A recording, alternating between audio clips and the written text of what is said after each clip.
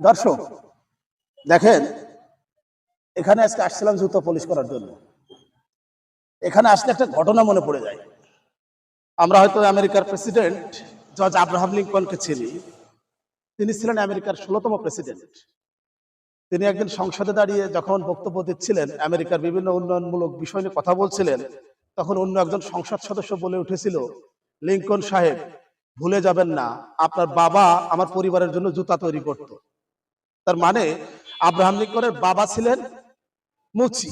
তো সেদিন Abraham Lincoln খুব স্বাভাবিকভাবে উত্তর দিয়েছিলেন। তিনি বলেছিলেন, স্যার, শুধু আমার বাবাই ভালো জুতা তৈরি করতে পারে না, আমিও ভালো জুতা তৈরি করতে পারি। তো আসলে এখানে যখন এই জুতা কালি করতে পলিশ করতে আসি, তখন সেই ঘটনাটা মনে পড়ে যায়।